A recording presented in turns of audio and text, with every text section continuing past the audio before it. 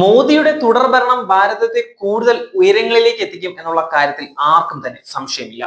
അതുപോലെ ഇന്ത്യയുടെ ശത്രുക്കളുടെ മനസ്സിൽ അത് ഭയം ജനിപ്പിക്കും എന്ന കാര്യത്തിലും ആർക്കും തർക്കം കാണില്ല. കഴിഞ്ഞ 10 വർഷത്തെ മോദിയുടെ പ്രവർത്തന മികവ് അതിന് സാക്ഷ്യം വഹിക്കുന്നത് തന്നെയാണ്. ലക്ഷദ്വീപിലേക്ക് സഞ്ചാരികളെ ആകർഷിക്കാനും കൂടുതൽ സൗകര്യങ്ങൾ ഒരുക്കാനും കേന്ദ്ര സർക്കാർ തയ്യാറെടുത്തുകൊണ്ടിരിക്കുകയാണ്. മാലിദ്വീപിന് മുകളിലായിരിക്കും ലക്ഷദ്വീപ്. അതിനുള്ള പണി പണ്ട് മുതൽക്ക് തന്നെ മോദി ചെയ്തിട്ടുള്ള കാര്യവുമാണ്.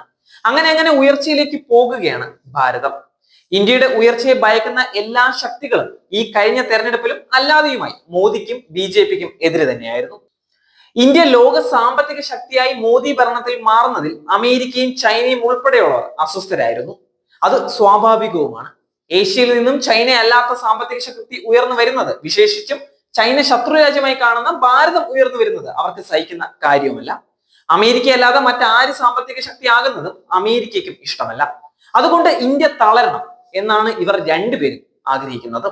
ആഗോള ഇസ്ലാമിക സാമ്രാജ്യം സ്ഥാപിക്കുന്നതിന് വേണ്ടി അള്ളാഹു തങ്ങൾക്ക് അധികാരം പതിച്ചു നൽകിയിട്ടുണ്ട് എന്ന് വിശ്വസിക്കുന്ന, അതിനുവേണ്ടി ജിഹാദ് നടത്താൻ തങ്ങൾക്ക് ദൈവകൽപിതമായ അധികാരമുണ്ട് എന്ന് കരുതുകയും ചെയ്യുന്ന ആഗോള ഇസ്ലാമിക തീവ്രവാദികൾ ഭാരതത്തിന്റെ നാശം ലക്ഷ്യമാക്കി പ്രവർത്തിക്കുന്നവർ തന്നെയാണ്. അവർ മോദിയെ അവരുടെ ശത്രുവായി കണ്ടതിൽ പ്രത്യേകിച്ച് അത്ഭുതപ്പെടേണ്ട കാര്യവുമില്ല. അതുപോലെ ഭാരതത്തിന്റെ ശാക്തീകരണത്തെ ഭയക്കുന്ന മറ്റു മതമൗലികവാദ തീവ്രവാദ സംഘങ്ങളും ഭാരതത്തെ ശത്രുതയോടെ തന്നെയാണ് കാണുന്നത്. അവരുടെ എല്ലാം ഏകീകരണം ഈ കഴിഞ്ഞ തെരഞ്ഞെടുപ്പിൽ മോദിക്കെതിരെ ഉണ്ടായിരുന്നു. സാം പിത്രോദ, മണിശങ്കർ അയ്യർ, ജയറാം രമേശ്, അമേരിക്കൻ മുതലാളിയായ സോറസ് വരെ ആ കൂട്ടത്തിൽ പെടുന്നവരാണ്. സോറസ് ഇപ്പോഴും മോദിക്കെതിരെ ചെയ്യാവുന്ന കാര്യങ്ങളൊക്കെ കുറുക്ക് വഴിയിലൂടെ ചെയ്യാൻ നോക്കുന്നുമുണ്ട്. സ്മൃതി ഇറാനിയെ തോൽപ്പിച്ചതിലും സോറോസിന്റെ പങ്ക് ചില്ലറയൊന്നുമല്ല. ഇന്ത്യയിലെ മുഖ്യ പ്രതിപക്ഷമായ കോൺഗ്രസും മതമൗലികവാദ സമീപനമുള്ള മറ്റ് രാഷ്ട്രീയ പാർട്ടികളും ഇന്ത്യയുടെ ശത്രുക്കളോടൊപ്പം BJPയെ ആവുന്നത്ര എതിർക്കുക തന്നെയാണ്. അതിനുള്ള ഏറ്റവും നല്ല തെളിവാണ് ഇന്ത്യയിലെ ഓഹരി വിപണിയിൽ ഉണ്ടായ കുതിപ്പിനെ പോലും എതിർക്കാൻ ഇന്ത്യൻ നാഷണൽ കോൺഗ്രസ് ഒരുപെട്ട് ഇറങ്ങിയത്. പക്ഷെ അതെല്ലാം കാറ്റിൽ പറത്തുകയാണ് നരേന്ദ്രമോദി. ഇന്ത്യയുടെ സാമ്പത്തിക രംഗം ശക്തമാക്കുന്നതിനെ അമേരിക്കയും ചൈനയും എതിർത്താൽ അത് ആർക്കും മനസ്സിലാകാവുന്ന കാര്യം തന്നെയാണ്.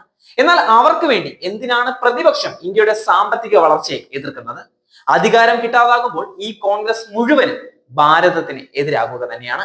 ഇവരെല്ലാം ഒത്തൊരുമയോടെയാണ് ഈ കഴിഞ്ഞ തെരഞ്ഞെടുപ്പിൽ മോദിയെ എതിർത്തത്. ഇന്ത്യ വിരുദ്ധ ശക്തികളെല്ലാം ഒരുമിച്ച് എതിർത്താലും അവർക്ക് ഇത്ര മാത്രമേ ഭാരതത്തിനെതിരെ ചെയ്യാൻ കഴിയുള്ളൂ എന്ന് നമുക്ക് മനസ്സിലാകുന്ന കാര്യം തന്നെയാണ്.